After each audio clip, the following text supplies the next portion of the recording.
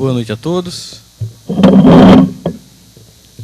Quando eu fazia parte do André Luiz, eu lembro que tinha uma senhora que presidia o centro, eu esqueci o nome dela agora, e sempre que ela dava o boa noite inicial, ela fazia a prece saudando os encarnados e desencarnados. Ela já não está conosco hoje em dia, ela está desencarnada, né? E eu acho que ela faria assim, boa noite aos encarnados, encarnados e virtuais, porque agora com a transmissão ao vivo, a gente tem 3 níveis de mundo paralelo vivenciando essa experiência conosco hoje. Eu vou falar um pouco hoje sobre o capítulo 9 do Evangelho segundo o Espiritismo, que trata sobre bem-aventurados os que são brandos e pacíficos.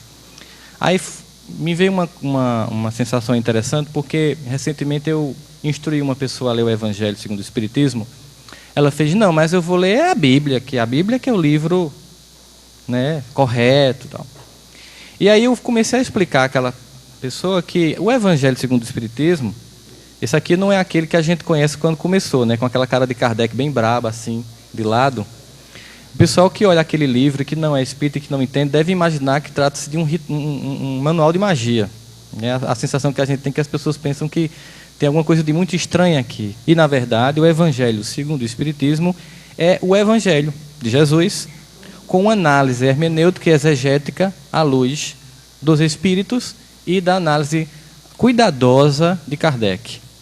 Mas, para que a gente possa entender isso, porque muita gente fica pensando que talvez fosse uma coisa à parte, um evangelho à parte, que aqui se diga algo de extraordinário e de diferente, e não é que a gente entender um pouquinho essa busca de entender que tipo de análise se pode fazer sobre um texto e que tipo de leituras nós podemos ter antes de propriamente falar sobre a temática de hoje. Primeiro é que a exegese ou hermenêutica são níveis de interpretação necessários de um texto jurídico e também muito no texto evangélico. Do ponto de vista da hermenêutica e da exegese, sempre você tem que partir de um pressuposto inicial, de um ponto em que você não discorda. Então, o ponto em que não há discordância é que o texto base, para que a gente possa fazer qualquer análise, é a Bíblia. A Bíblia é o conjunto de textos com 66 livros que nós usamos como base para fazer análise. E esse contexto ele leva à ideia de que, obviamente, quando eu fazer análise, eu posso fazer interpretações bastante diferentes. Durante muito tempo, muitas pessoas, muitos grupos religiosos, no passado e ainda hoje, lamentavelmente, se utilizam de trechos desencontrados do seu contexto, como diz Haroldo Dutra, para gerar um pretexto de análise que tem a ver com o seu interesse pessoal ou do seu grupo, para preconizar uma ideia baseada em um texto que seria de Jesus, mas que, tirado do contexto, perde todo o sentido. Quando a gente viu a leitura que Denise fez, de Emmanuel, fazendo uma análise enorme de um trecho, que está em Tessalonicenses, né, que fala de tudo posso naquele que me fortalece, a gente vê como Emmanuel faz uma hermenêutica dessa passagem, como ele aprofunda a análise. Se a gente tira ela do contexto e coloca assim, tudo posso naquele que me fortalece, pode reforçar inclusive aquela ideia da prosperidade. Tudo posso naquele que me fortalece, né? Conforme uma vez eu vi uma frase num Monza. Vocês lembram de Monza? Eu sei que a geração atual nunca viu um Monza, talvez. Um Monza era um carro muito desejado no passado, né?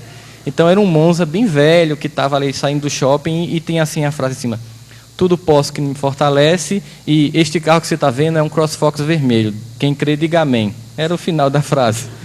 Eu estava atrás e disse amém. Se esse é o desejo dessa pessoa e se ela acha que isso vai trazer a grande felicidade dela e acha que a função de Deus é transformar o seu carro, um Monza, num CrossFox vermelho, é uma leitura que se faz. Agora, até que ponto ela revela a profundidade da proposta de Jesus na nossa vida é uma outra questão. Então, se você tira do contexto e não analisa o que Paulo disse antes, enfim, meus irmãos, aprendi a viver com muito e aprendi a viver com pouco, na abundância e na escassez. Por quê? Porque eu posso tudo naquele que me fortalece. Então, não é a ideia de prosperidade material. Na verdade, é a ideia de prosperidade espiritual que lhe faz estar bem, inclusive quando a tão decantada prosperidade material não se apresenta na sua vida, que geralmente acontece por escolhas também pessoais. E aí é importante que, para que a gente possa evitar os abusos, há necessidade de contextualização dos textos. É aí que a hermenêutica ela vai passar um pouco, transcender a análise da exegese, que ela é muito mais focada no texto, para contextualizar aonde, em que momento o texto, né? Porque existe a necessidade de que, para que nós possamos entender as mensagens contidas no Evangelho, é imprescindível os elementos históricos, culturais, políticos, o fator social presente na época. Daí a importância desse trabalho maravilhoso que nosso irmão Haroldo Dutra tem feito, no sentido de contextualizar o mundo judeu, para que a gente possa, através do mundo cultural judeu, histórico judeu, entender a quem Jesus falava, de que forma e por que utilizava daquelas parábolas, daquelas ideias e daquelas palavras. Nesse sentido, antes propriamente ainda da gente entrar na análise do texto de hoje, bem-aventurados os brandos e pacíficos, a gente tem que lembrar que nós temos alguns distanciamentos do texto original, que Kardec utiliza para fazer a análise dessa orientação de Jesus no Sermão da Montanha. Primeiro é que nós temos uma distância temporal bastante significativa. A Bíblia foi escrita num tempo muito, muito anterior ao nosso, e essa distância temporal, ela é um fator complicador. Nós também temos uma distância no sentido do contexto, porque os livros foram escritos em várias épocas, em várias situações diferentes, depois foram aglutinados com vários conflitos na ordem teológica da época, no sentido de que livro entrava, que livro saía, qual era a ordem que se colocaria. Existe um distanciamento cultural também muito grande, tanto histórico como cultural, porque nem a gente está naquela época, nem aquela cultura nos é próxima, porque, por exemplo, a gente não é um judeu. Então, talvez o judeu que mora em Israel hoje, mesmo que tenha uma distância histórica, ele tem uma proximidade cultural com os textos. Existe um distanciamento linguístico, das 3 línguas em que ela foi escrita ao longo do tempo, e também um distanciamento autoral, porque nós não podemos chamar para um debate aqui os evangelistas para dizer: é isso mesmo que você está querendo dizer?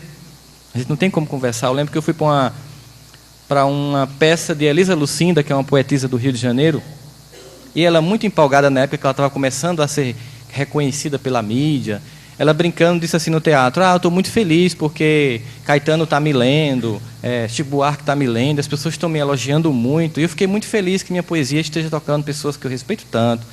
Só achei estranho que caiu, que para mim foi o momento ápice, quando meu sobrinho disse: tia, na prova da URJ saiu uma poesia sua, na prova de literatura. E aí ela disse: me mostra. E quando ela foi responder a questão, analisando o texto dela, ela errou. E aí ela disse: poxa, não era isso que eu quis dizer. Pois é, mas a pessoa que colocou na prova achou que a senhora quis dizer isso. Aí eu fiquei perguntando: se no momento histórico presente, a poetisa está lá, ela vai responder a questão e ela está errando na análise do próprio texto dela, a gente se pergunta: será que foi isso que Jesus disse? Será que foi isso que Freud disse? Será que foi isso que Marx disse? Então a gente também tem esse problema. Nós não estamos com os autores aqui para levar a cultura, abrir um debate, e conversarmos com eles. Não obstante a isso, a gente percebia no próprio Jesus a preocupação que tinha na forma como a gente analisava os textos sagrados. E na parábola do bom samaritano, a gente percebe muito bem esse cuidado de Jesus, porque em Lucas, no capítulo 10, onde inicia a narrativa da parábola do bom samaritano, o doutor da lei começa a perguntar a Jesus o que é que deve ser feito para se herdar a vida eterna. E Jesus, ele sabe que aquele homem pode ter uma interpretação completamente diferente, e ele pergunta o seguinte: o que está escrito na lei e como é que você entende? Ele já partiu do pressuposto que eu posso ler uma coisa e entender uma outra coisa bem diferente. O doutor da lei dá aquela resposta clássica que nós conhecemos: amarás ao Senhor teu Deus de todo o teu coração, de toda a tua alma, de todas as tuas forças, de todo o teu entendimento, e ao próximo como a ti mesmo. Naquele momento Jesus disse: dissestes bens, faze isso e viverás. Mas, olha o que é o indivíduo da interpretação e o mais que Emmanuel colocou no texto que Denise leu. Ele diz assim: porém, querendo justificar-se a si mesmo, ele pergunta: quem é o meu próximo? Então ele queria fazer uma análise particular daquela passagem do bom samaritano. No momento em que ele revela que ele entendia o resumo da lei mosaica, do decálogo, dizendo que era amar a Deus sobre todas as coisas e o próximo a si mesmo, ele entendia, aquele nível de contextual ali ele entendia, mas ele queria o mais.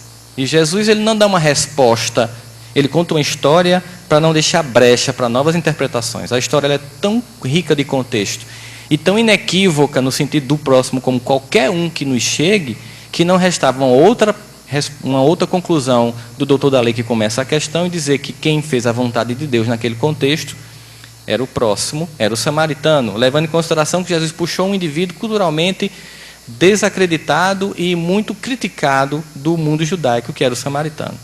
E ele fazia isso até para provocar, ele fazia muito isso. Aquele que você espera que seja o bom, comete o mal, o sacerdote, o doutor da lei, e aquele que você espera que seja o mal, faz o bem, que é o samaritano. Sempre naquela provocação de mudança da perspectiva mental para ampliar o nível de consciência das pessoas. E aí a gente poderia imaginar, qual foi o critério que Kardec utilizou para tirar essas passagens do Evangelho?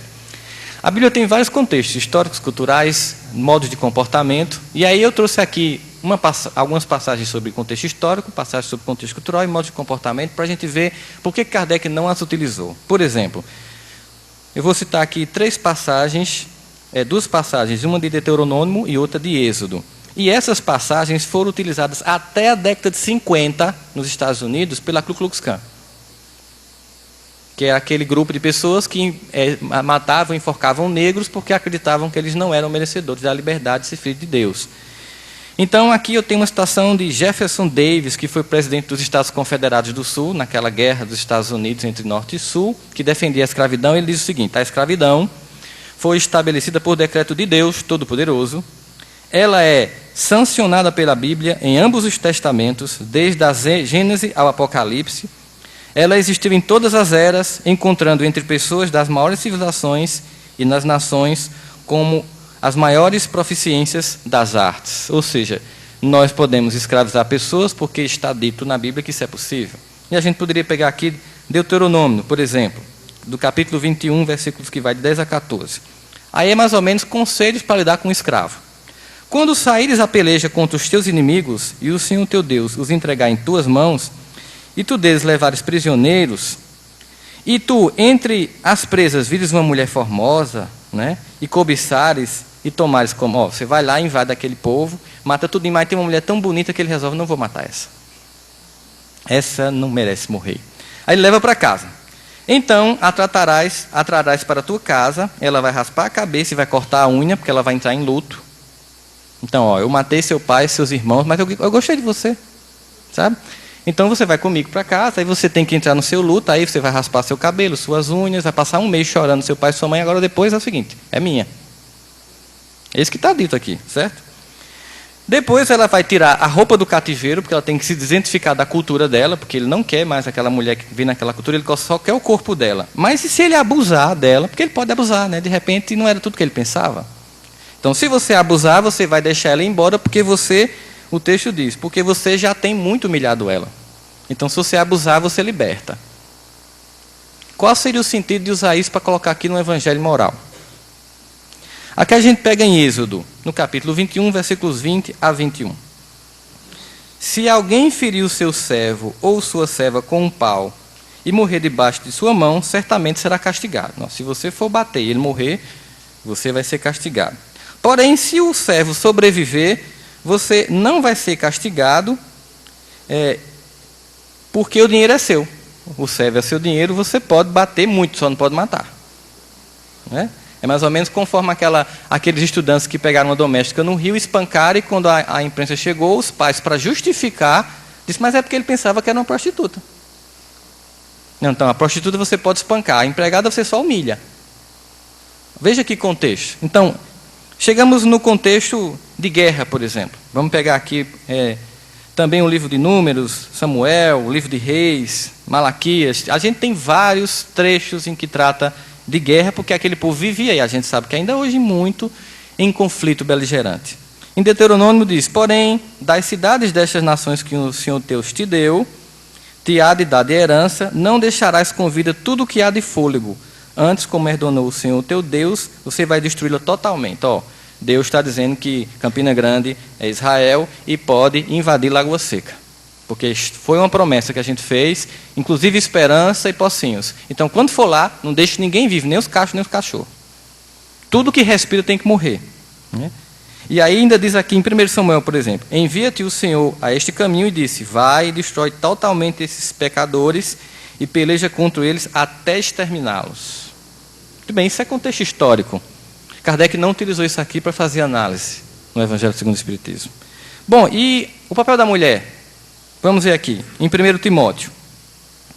Do mesmo modo, as mulheres se ataviam um traje honesto com pudor e modéstia, não com tranças, ou com ouro, ou pérolas, ou vestidos preciosos, mas como convém às mulheres que fazem profissão de servir a Deus com boas obras. A mulher aprenda em silêncio, com toda a sujeição. Não permito, porém, que a mulher ensine, está ouvindo, Denise? Nem use de autoridade sobre o marido, mas que esteja em silêncio. Porque primeiro foi Adão, depois Eva. E Adão não foi enganado, mas a mulher, sendo enganada, caiu em transgressão. Salvar-se-á, porém, dando à luz aos filhos, e permanecer com modéstia na fé, no amor e na santificação. Entenderam, meninas?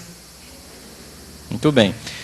Kardec também não utilizou esse texto para fazer uma hermenêutica a partir dos princípios morais do Evangelho. Ele vai usar aquilo que transcende a época. O conselho analisado hoje parece absurdo, mas tinha um sentido histórico naquela época. Nós temos que entender a Bíblia como um processo evolutivo da revelação da mensagem de Deus, senão a gente vai ficar só criticando no vazio. No processo de desenvolvimento, você tem que ver o que era contexto histórico e o que é um contexto de moral transcendente, que, não obstante a época, ainda hoje é válido, porque não é um contexto para uma cultura, falando para um povo numa época específica. Quando ele pega o capítulo 9 do Evangelho segundo o Espiritismo, em que vai analisar o trecho Bem-aventurados os mansos e pacíficos, ele pega 3 passagens evangélicas. E a partir dela se começa um trabalho hermenêutico, de análise. Primeiro ele pega Mateus no capítulo 4, Mateus no capítulo 5, versículo 4, em que diz: Bem-aventurados os que são brandos, porque possuirão a terra. Continuando ainda em Mateus, ele diz: Bem-aventurados os pacíficos, porque serão chamados filhos de Deus. E ainda em Mateus, sabei que foi dito aos antigos: Não matareis, e quem quer que mate merecerá condenação pelo juízo. Eu, porém, vos digo que quem quer que possuir cólera contra seu irmão merecerá condenação no juízo. E aquele que disser a seu irmão roca, merecerá ser condenado pelo conselho. E o que lhe disser louco, merecerá ser condenado ao fogo do inferno. Então, digamos que Jesus ele pega já um preceito moral do judaísmo e amplia. Não é só odiar, tá? Não é só matar. Vocês eram tão rudes que Moisés pediu apenas não mate. Muito bem, vamos tornar o coração mais leve, vamos evoluir, vamos progredir moralmente. A partir de agora, com a graça, a vinda de Jesus, é solicitado mais. É solicitado que nem imaginar o mal para o outro, nem proferir palavras amargas ao outro. Não é somente a morte física, mas a morte moral. A gente pode dizer isso a mesma coisa, por exemplo, com relação ao aborto. Não é somente não abortar o filho. Não adianta você também, depois que não abortá-lo, abortá-lo moralmente e emocionalmente, abandonando, excluindo, humilhando, não praticando com ele todo o dever de um pai e de uma mãe. Existem muitos abortos afetivos. Você tem a criança, mas você não cuida, você não ama, você não fornece apoio emocional e moral. Então Jesus está pedindo isso. Vamos ampliar a nossa concepção, vamos estender a nossa consciência. E aí começa-se a hermenêutica, a exegese, a análise a partir desses 3 trechos do Evangelho de Mateus.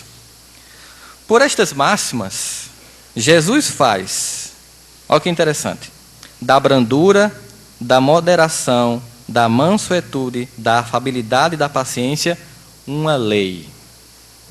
Digamos que ele estava fazendo um acréscimo na constituição do Código Divino. Vamos agora explicar o que significa esse artigo. Esse artigo significa que o indivíduo tem que ter brandura, moderação, mansuetude, afabilidade e paciência. É uma lei. E ela é contrária, ou seja, o não cumprimento dessa lei é a atividade exatamente que tem a ver com a violência, a cólera e toda a expressão descortês que possamos vir a ter com qualquer um dos nossos irmãos. Então eu tenho o que é seguir o processo moral, a proposta transcendente de brandura, e o que não é seguir. Aí, para não ficar nenhuma dúvida, ele vai dar um exemplo prático no contexto histórico da época, falando exatamente da palavra roca. Por quê? Será que uma palavra poderia ter tanto poder? É que toda palavra ofensiva exprime um sentimento contrário à lei do amor e da caridade. Essa é que é a grande questão. Não é a palavra em si, mas a forma como nós dizemos. Vocês já devem ter passado por um momento assim que você encontra uma pessoa que não vai com sua cara, mas você está num contexto social, você cumprimenta a pessoa e, para ela não ser deseducada, ela faz assim: oi, querida. A palavra foi querida, agora a intenção por trás da palavra não foi essa. Então não é somente a palavra em si, é sobretudo o sentimento por trás. Às vezes você pode dizer, eu amo você, e com uma falsidade tremenda. Então aí está a expressão da descordialidade para com o próximo. A fuga do princípio do amor e da caridade na convivência, ou como a irmã Rosário, no capítulo 5 do Evangelho segundo o Espiritismo, nos solicita, o que vos é solicitado nesse orbe em que estáis, é que vos suporteis uns aos outros, e é o que menos conseguis fazer, ó. Entre amar ao próximo como a si mesmo e suportar, a gente não conseguiu ainda chegar na fase suportar. Por isso que a gente não está no planeta de muito feliz. Porque a gente ainda está, tentando trabalhar a capacidade de suportar o outro.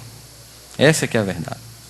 E aí, ele cria, de certa forma, a partir daí, uma ordenação geral nas leis. Enfim, vai continuando a análise, depois da humildade para com Deus, caridade para com o próximo, a brandura e a mansuetude é a primeira lei de todo cristão.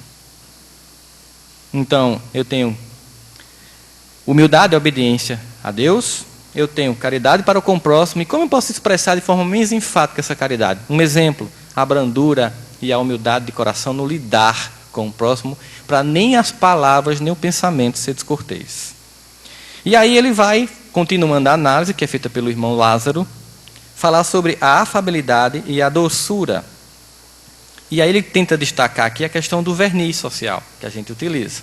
As chamadas personas, como diz Jung, as nossas máscaras que a gente utiliza para andar nos ambientes e ser bem diferente na intimidade do lar, como é lá fora, como é no ambiente de estudo, como é no ambiente de trabalho. A gente tem comportamentos, quanto mais incongruente o ser humano é, mais ele é diferente nos vários lugares. Tanto que quando alguém de um determinado lugar, por exemplo, de casa, o flagra se comportando no trabalho, na escola, se surpreende, porque não é aquela pessoa que em casa roda outro sistema. Então há uma incongruência e há sofrimento emocional. Porque o ideal, o nosso projeto, é a integração do eu para que a gente possa ser o mesmo em qualquer canto. Aquilo que que João vai dizer, ele era o verbo, porque ele não tinha diferença, Jesus, entre o que falava e o que fazia. Ele era o verbo nesse sentido. Não havia distância. Ele era aquilo que ele professava. E aí ele diz, a benevolência para com seus semelhantes, fruto do amor ao próximo, produz a afabilidade e a doçura, que lhes são as formas de manifestar-se. Mas ele acrescenta, entretanto, nem sempre há que se fiar nas aparências. A educação e a frequentação do mundo podem produzir verniz dessas qualidades. A gente sabe disso. Inclusive, do ponto de vista antropológico, neurofisiológico, no avanço ontogenético do homem, ou seja, todo esse período histórico desse avanço neurológico, deu a gente aquela coisa que a gente costumamente faz, fazer uma leitura rápida das pessoas. Tanto que a gente diz assim, nem sempre a gente tem uma segunda possibilidade de causar uma primeira boa impressão. Porque no passado o risco era tão alto, você nunca sabia se quem estava se aproximando era o inimigo que vinha lhe matar e tomar o que era seu, que a gente desenvolveu a capacidade de, em 5 segundos, emitir uma opinião, um juízo de valor. Só que no passado as pessoas eram muito claras. Hoje você pode estar planejando matar o outro, mas olhar com, eu gosto tanto de você, fulano, lhe admiro profundamente. No passado não tinha esse verniz. Mais ou menos como uma criança. Mamãe diz que tu é feia. Criança faz dessas, né? Diga que eu não estou, mamãe está dizendo que não está não. Criança não tem o verniz. A gente é que vai deseducando ela. Então, o verniz é essa possibilidade. Aí eu puxei uma narrativa de Mateus, que não está nesse capítulo 9, mas que reforça essa ideia do verniz. Ai de vós, escribas e fariseus hipócritas, porque sois semelhantes ao sepulcro caiado, que por fora realmente parecem formosos, mas interiormente estão cheios de ossos, de morte, de toda a imundície. Sai do nível da aparência. Aquebranta a personagem que você montou para convencer o mundo. Porque Deus, vamos lá para o salmista. Salmista, autor desconhecido esse salmo especificamente. Lhe sonda. Deus lhe conhece, estando em pé ou deitado, conhece até os seus pensamentos. Então não adianta você ficar tentando se constituir como ser a partir do personagem que você criou para convencer as pessoas, sem saber que somente quando você se aceitar como se é totalmente, aquilo que Deus já sabe que você é que você vai poder se tornar uma criatura renovada em verdade. E aí, nessa continuidade, ele vai trabalhar o item a paciência. E diz que a dor é uma bênção que Deus envia aos seus eleitos. É uma frase que muitas vezes faz com que algumas pessoas digam que os espíritas pregam o sofrimento, o que não é verdade. Apenas nós não escondemos que o sofrimento existe. E quem nunca sofreu aqui, vou fazer igual a Jesus, que levante a mão. Né? Porque o sofrimento faz parte do mundo. Dizer que a dor é uma bênção, e também inclusive está contido no Evangelho, né, de Jesus, quando diz que Deus castiga aqueles que ama, ou seja, você já tem um nível de compreensão, e aí você vai despertar a consciência. Eu já até tive a oportunidade de falar aqui, comumente algumas pessoas dizem assim, eu sou uma pessoa tão boa, eu sigo os princípios cristãos, meus filhos são pessoas decentes, e comigo acontece tudo que é coisa complicada, meu vizinho é ruim que só uma peste, nem um pneu do carro dele fura. Aquela sensação de que o outro tem que sofrer para poder fazer companhia na sua desgraça pessoal, para se sentir melhor. E na verdade, se você é punido imediatamente após o equívoco, é porque você já tem um nível de consciência de aprender rápido. Algumas pessoas, não é que elas não vão ser punidas, é porque elas nem têm noção ainda de que estão errando. Mas a conta vai chegar como chegou para nós. E aí, eles dizem, a caridade que consiste na esmola dada aos pobres é a mais fácil de todas. Outra, porém, muito mais penosa e, consequentemente, muito mais meritória. O perdão às pessoas com as quais convivemos e que fazem tudo para tornar a nossa vida infernal. Na família, no ambiente de trabalho, nas relações quaisquer que sejam.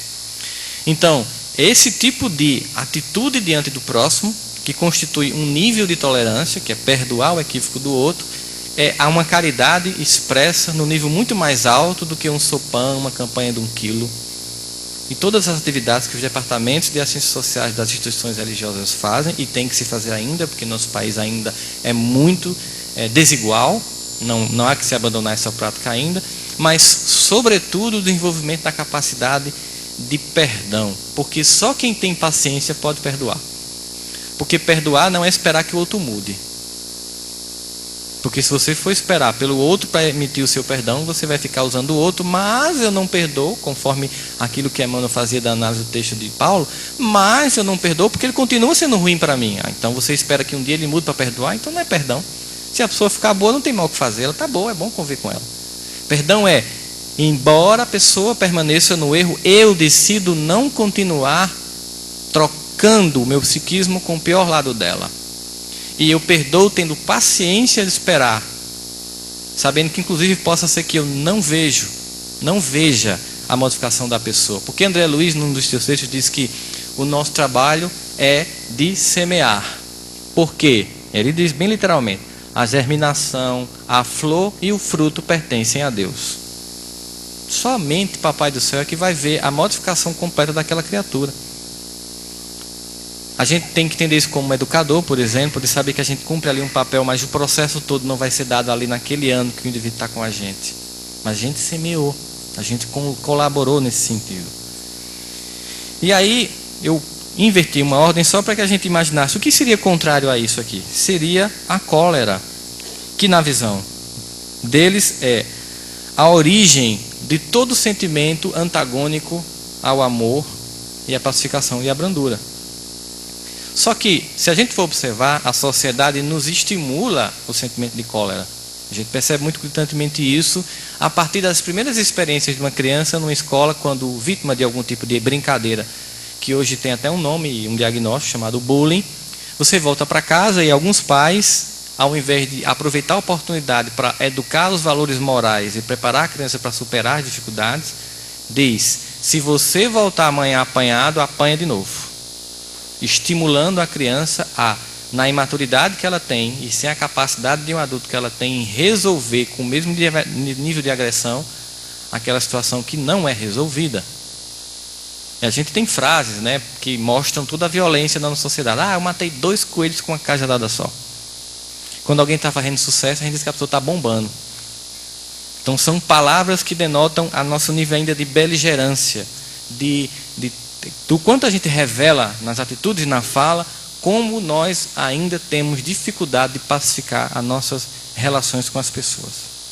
Mas aí no item 8º, falando sobre obediência e resignação, Lázaro diz que a doutrina de Jesus ensina em todos os seus pontos, a obediência e a resignação, duas virtudes companheiras da doçura e muito ativas.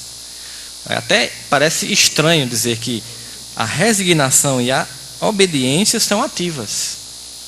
E ele diz assim: embora o mundo erradamente as confunda com a negação do sentimento de vontade, a paciência é uma escolha, é ação, é vontade. A resignação é uma escolha, é ação, é vontade. Mas o mundo encara como incompetência, falta de personalidade. Ah, você conversa com quem não gosta de você, você é despersonalizado. Será? É essa visão que o mundo passa para a gente. Simplifica, tá? Essa pessoa não gosta de você, não quero falar mais com ela, ela não é importante. Mas aí você quer lançar a mão de um lado mais sublime seu. Você quer não fixar naquela agressão que ela é, digamos assim, concreta. Você quer mudar não a atitude do outro. Já amadureceu, percebeu uma coisa que muita gente um dia tem que descobrir. Nós não estamos aqui para mudar as pessoas.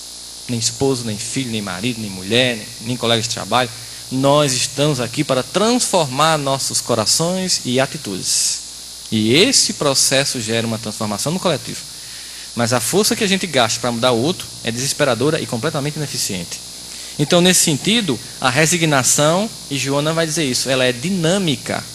É uma aceitação no tempo presente de algo que eu não posso mudar, mas no tempo presente inicia um processo que me capacitará a mudar a situação no futuro. Porque senão eu fico na revolta. Que ódio dessa família que tem. Que ódio dessa situação financeira que eu tenho. E fica só a reclamar, irresignado e impaciente. No momento que você aceita a condição presente, e não é uma aceitação na qual você não vai mudar, você desenvolve a dinâmica. Por isso que no Evangelho diz que ela é ativa, e Joana vai dizer que ela é dinâmica.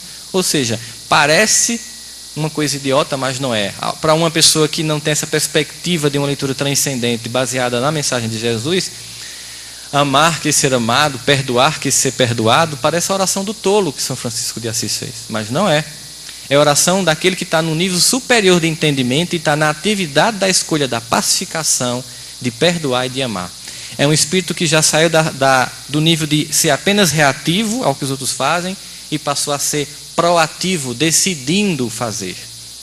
É o que Jesus nos solicita quando diz: foi dito no passado, não faça ao outro aquilo que você não quer que ele faça a você, mas eu digo o seguinte, é para fazer o outro aquilo que você quer que ele faça para você. Saia da passividade e reatividade para proatividade. Faça a escolha. E aí, ainda eles dizem o seguinte, algo muito interessante, nesse capítulo que eu acho que tem uma força muito grande. Cada época é marcada assim, com o cunho da virtude ou do vício que tem de salvar ou perder. Então, cada época da humanidade tem uma virtude que nós devemos construir e um vício que nós temos que abandonar. E eles dizem: a virtude de vossa geração é a atividade intelectual e o seu vício é a indiferença moral. Então nós temos sim a sociedade da tecnologia, do data show, do iPad, atividade intelectual. Eles deixam bem claro, é apenas atividade. Isso aí a gente já consegue perceber. A gente conseguiu avançar materialmente de Thomas Edison para cá, da luz elétrica para cá, muito. São menos de 100, um pouco mais de 100 anos, e o impacto disso na história humana, em termos de transformação, né, de toda a construção do orbe, da opulência material e tecnológica que nós alcançamos, comparado com todo o resto da história humana, é muito grande, mas a indiferença moral faz com que nós ainda soframos, porque poucos usufruem dessa abundância e muitos utilizam essas tecnologias para continuar matando e destruindo. Motivo pelo qual, por exemplo, alguns historiadores ou biógrafos dizem que foi o que fez com que agora sumiu o nome da criatura. Eu vou contar a história, vocês me ajudam, a universitários. O inventor do avião no Brasil, Santos Dumont, quando viu os aviões sendo utilizados, o alemão está me procurando, quando viu os aviões sendo utilizados na guerra, sentiu-se culpado. A gente sabe que a nossa indiferença moral faz com que a gente pegue o átomo, quebre e gere energia nuclear. E que legal! Vamos jogar em Hiroshima e Nagasaki? Criança brincando com fogo. Parecendo criança soltando bombinha de São João sem um adulto por perto. Primeira coisa que faz, a indiferença moral. destrói 2 cidades e marca o fim de uma guerra com uma tragédia sobre uma nova invenção. Depois vem o aprendizado, obviamente, porque a lei do progresso opera sempre. E hoje a energia nuclear que tanto matou, tanto salva. Através da radioterapia, milhões de criaturas permanecem no plano terrestre para continuar cumprindo sua tarefa. E aí, eles dizem o seguinte, finalizando esse capítulo, fazem um chamamento a todos nós, uma solicitação e uma advertência. É assim que é concluído esse capítulo. Há um chamamento, uma solicitação e uma advertência. Submetei-vos à impulsão que vimos dar aos vossos espíritos. A gente veio dar uma mão. Aceite. Estamos aqui para colaborar com o processo. Percebam, entendam. Obedecei à grande lei do progresso, que é a palavra da vossa geração. A nossa geração, ela é a geração que vai ser marcada, e a gente percebe isso, pelo ritmo crescente e acelerado do progresso. É muito fácil perceber isso do ponto de vista material, com as mudanças tecnológicas, por exemplo, de um celular há 20 anos atrás, e o que é um celular hoje? Um computador portátil, inclusive no preço, né? Então veja o avanço que nós tivemos num item, que eu pensei agora para fazer uma análise sobre progresso. Mas o que nos é solicitado agora é mais do que progresso material. É um progresso de ordem moral. Ai do espírito preguiçoso, ai do que cerra o seu entendimento, ai dele. Porquanto nós, que somos os guias da humanidade em marcha, lhe aplicaremos o chicote e lhe subteremos a vontade rebelde por meio da dupla ação do freio e da espora. Diminui esses instintos de destruição e perversos. Agora adianta na evolução moral. Bora lá, cresce, ama, perdoa. Quer destruir? Calma. Às vezes você está com um espírito ainda tão voltado para a destruição, você ainda quer provocar tanto mal, que a bondade divina lhe faz ter uma doença que você fica numa cama 3, 4 anos. Para que você pare e reflita sobre a forma como conduzir a vida. E às vezes aquele processo não se finda dentro de você e você desencarna. Ali é o freio. E outra hora é a espora. Toda resistência orgulhosa terá, cedo ou tarde, que ser vencida. Portanto, bem-aventurados os brandos, porque são dóceis aos ensinos. Esse é o sentido final. Por que há uma bem-aventurança na brandura e na doçura? É a permissão de entender o valor da proposta de Deus na minha vida e construí-la no meu cotidiano. Muitas vezes nós sofremos porque queremos criar soluções novas, exóticas, para dramas humanos que já têm resposta há muito tempo. Criar uma solução nova e exótica para uma relação péssima familiar, quando só cabe um sentimento antigo e já revelado, perdão. E somente a brandura e a mansuetude nos permitirá extrair do Evangelho de Jesus os sentimentos de moral transcendentes, que não estão presos no contexto histórico e cultural de um povo de uma época, mas que servem para toda criatura, porque mesmo em outro orbe, qualquer que seja, os valores transcendentes da moral de Jesus se faria presente em qualquer criatura, em qualquer ponto do universo. Amar, perdoar, pacificar e caridade, que é ação prática no bem. A gente vai encerrar agora um pouco mais cedo, porque nós vamos ter o prazer, particularmente para mim, que amanhã não vou poder estar aqui no café da manhã, porque eu e Otávio temos um seminário no Leopoldo Machado, de ouvir a nossa irmã que vai dar uma palhinha sobre o que vocês vão ter amanhã. E olha, ela vai cantar, vai encantar, e amanhã ainda tem um plus, o café da manhã. Que se vocês tivessem a oportunidade de ver como eu vi, mas vão poder vir comer, não ia sentir o sentimento de inveja que eu fiquei por não poder estar aqui.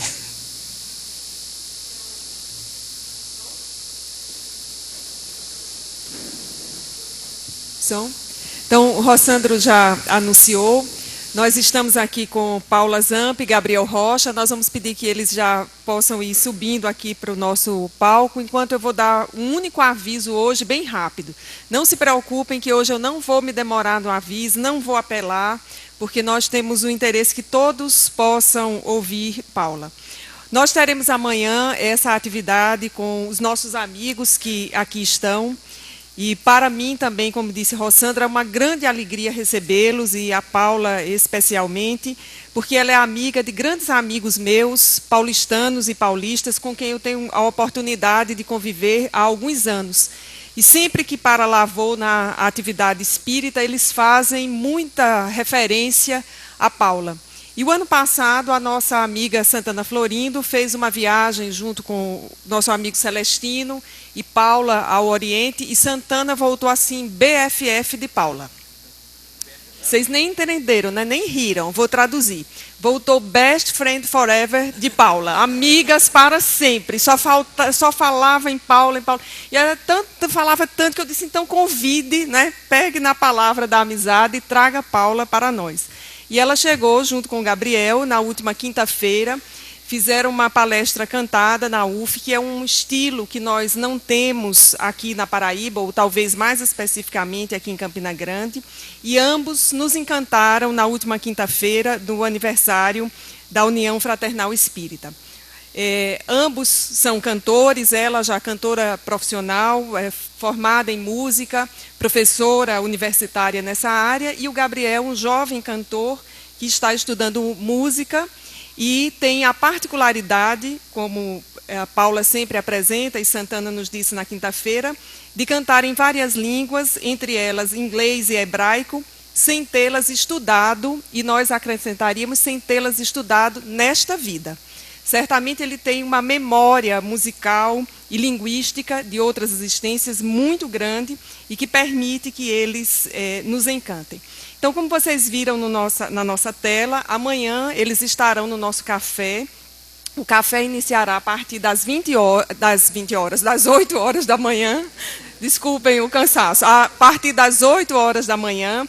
Inicialmente, enquanto nós nos servimos, os nossos amigos Hermes, Elton e Sandro, que são músicos da casa, eles vão fazer a primeira hora do café nos encantando, e na sequência, das 9 às 11, eu prometi a Paula até 11 horas, ela estava preocupada com o horário do voo, mas todos vocês vão confirmar. Se ela sair daqui ao meio-dia, ela não chega em João Pessoa antes de 2h30? Chega! Então, não precisa se preocupar. Com certeza vai chegar lá a tempo, então ela vai terminar às 11 para poder se organizar, descansar um pouquinho e seguir para João Pessoa. Então, amigos, amanhã o nosso café, e nele nós estamos lançando o Passaporte Seja 2013. Com esse passaporte e com os ingressos avulsos vendidos no café, nós alavancamos neste 15 de junho e 16 de junho, a ampliação da nossa sede própria. Agradecemos a todos os que aqui estiveram, e eu disse para a Paula que ela vai cantar 2 ou 3 músicas, seguir a intuição dela, e a última música vai ser a nossa prece de hoje. Então, com vocês, com muita alegria, Paula e Gabriel.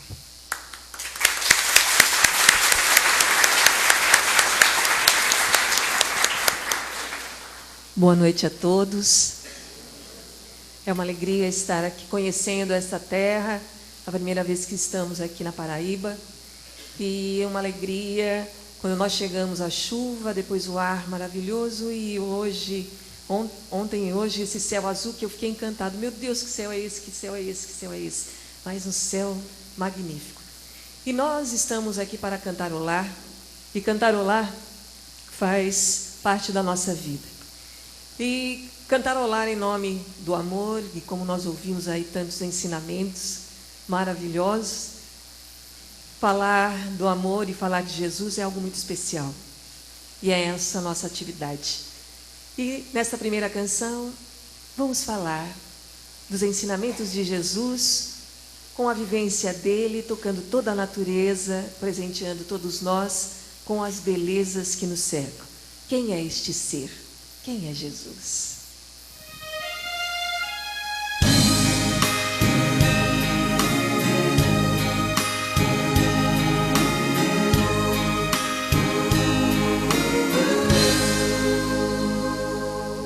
Está no voo livre de um passarinho, está numa taça de vinho, está na brisa no vapor, está na chuva que cai sobre a terra, no verde que cobriu a serra, no bem divino beija-flor.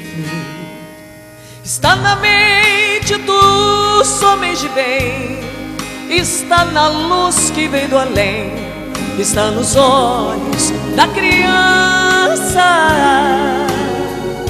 está no sol que brilha, está na luz do dia, na força do ciclone, a madrugada fria, está na minha fé, na nossa companhia, está no frio do inverno, calor do verão, no abraço de um amigo, no aperto de mão, na semente que brota do calor do chão.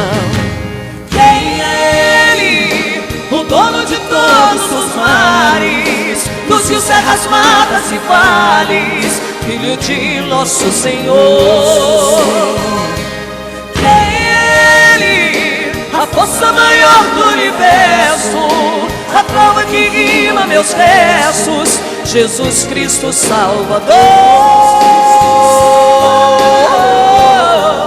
Filho de nosso Senhor. Jesus está aqui conosco, é o amor que nos une, é o amor que sempre nos unirá.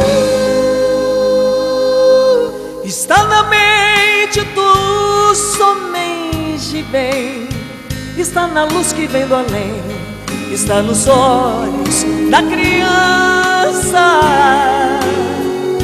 está no sol que brilha, está na luz do dia, na força do ciclone, a madrugada fria, está na minha fé, na nossa companhia, está no frio do inverno, no calor do verão, no abraço de um amigo, no aperto de mão, na semente que brota do calor do chão.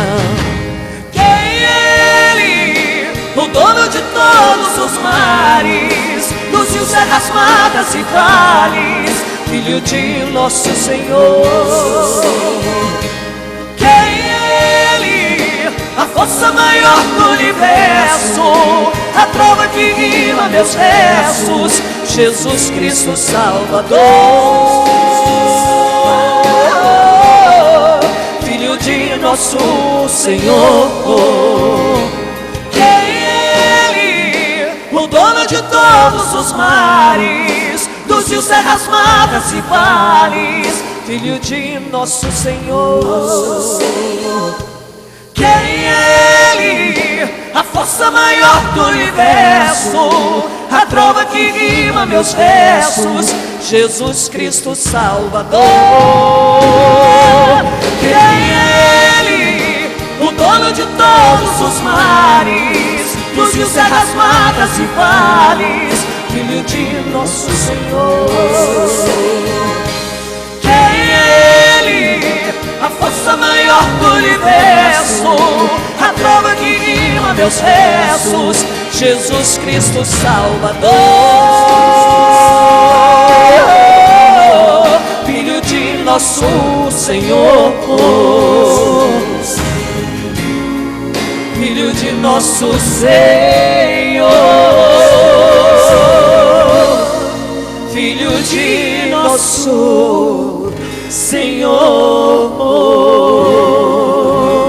Jesus, Jesus, Jesus, Jesus.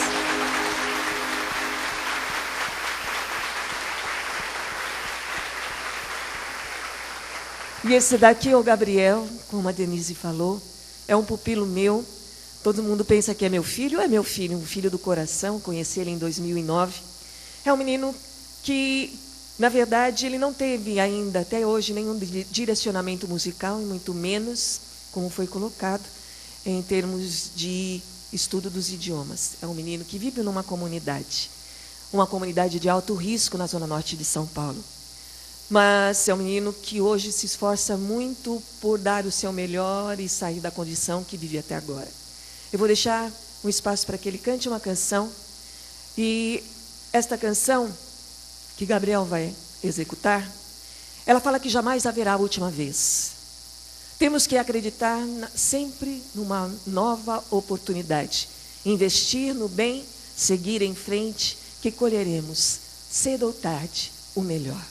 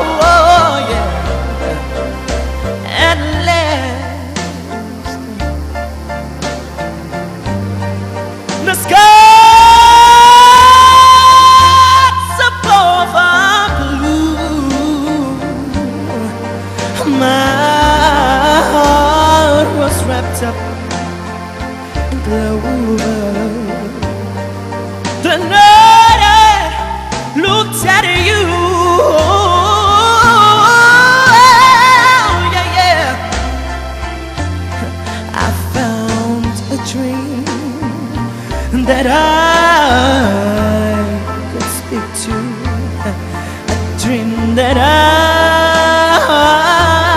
can call my own. I found the tree to rest my cheek to, a thrill that I can never know. But you smile, oh, and then that spell was cast, and here we are in heaven. For you are mine, yeah, yeah, and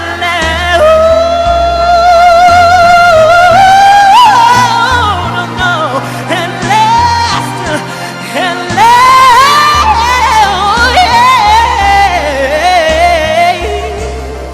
oh, yeah, ooh.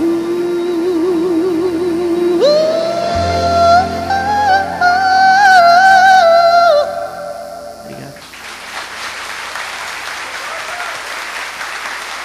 Obrigado.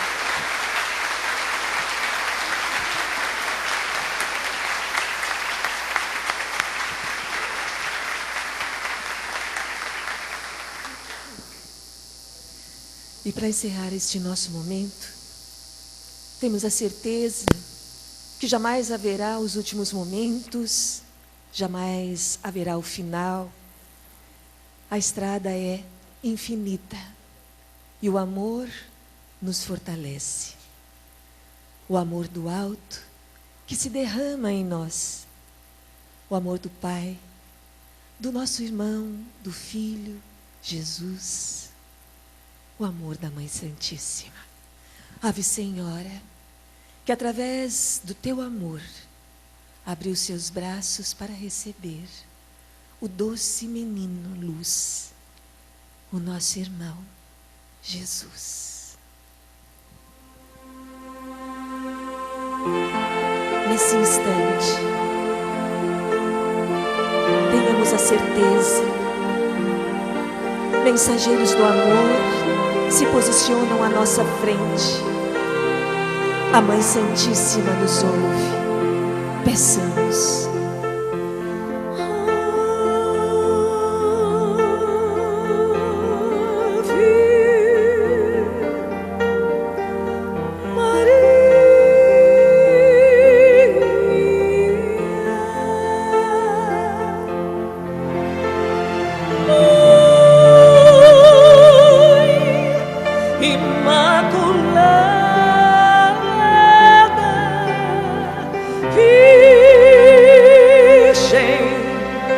Sem pecados, tende piedade de nós, raio do vosso olhar.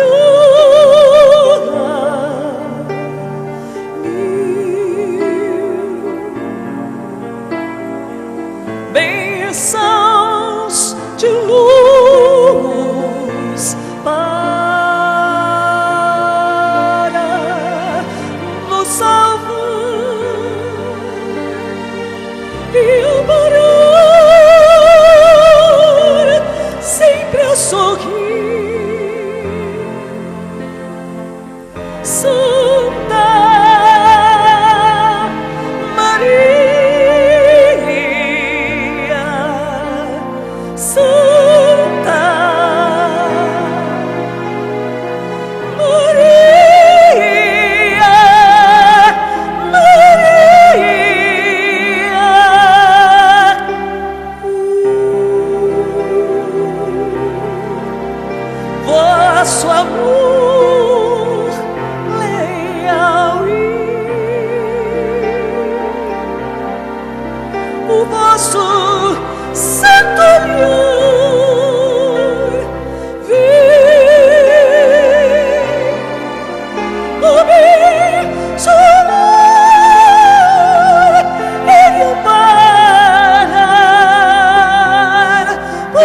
abrigar as nossas dores.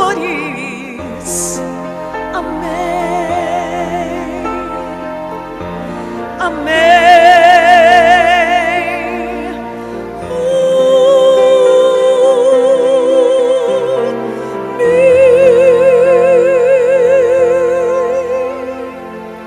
Muita paz e que a Mãe Santíssima nos embale nos momentos de dificuldades. Que assim seja.